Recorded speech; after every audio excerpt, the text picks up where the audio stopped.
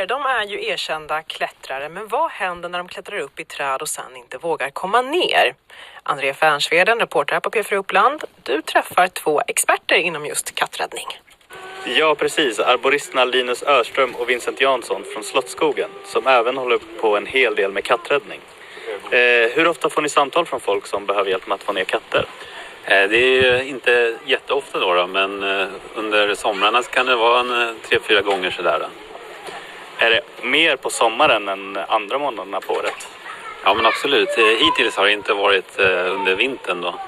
Så att det brukar vara under somrarna då, när folk ibland tar med sig sina katter till sommarställen och sådär. Och var är det katterna brukar fastna? Är det mest träd eller? Hittills har det varit mest träd då.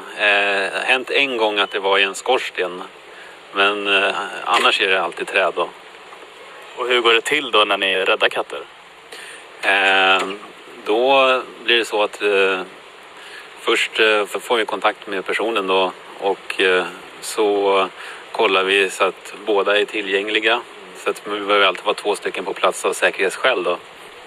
Och så får vi bedöma då vilka risker som finns på plats innan vi ska rädda katten.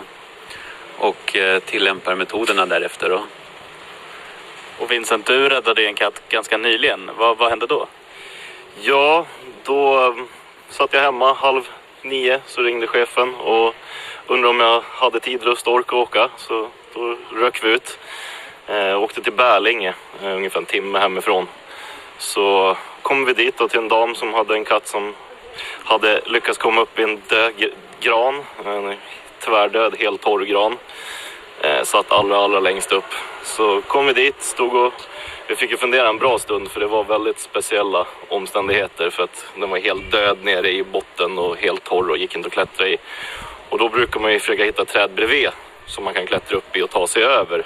Men det fanns inte riktigt de möjligheterna heller på det stället. Så stod vi där och verkligen funderade på, det här blir knepigt, hur ska vi lösa det här? Men så till slut då så bestämde vi att jag ändå skulle klättra upp lite grann i den granen. Så jag klättrade upp någon meter och med linor och sådär och spikskor. Och så kände jag på trädet ifall att det stod kvar då, för det lilla. Så stod Linus och tittade på stubben, och medan jag klättrade upp 6 meter upp kanske. Och då har man ändå möjligheten, om det händer någonting, att bara glida ner längs stammen så man kommer ner. Så satte vi en lina i trädet och förankrade det i ett fast stort träd bakom med block och repbroms heter det. Så tog vi elsågen och kapade det trädet. Och sen firade vi ner det i en björk som stod i närheten. Så att vi lutade ner det säkert 3-4 meter in i björken då.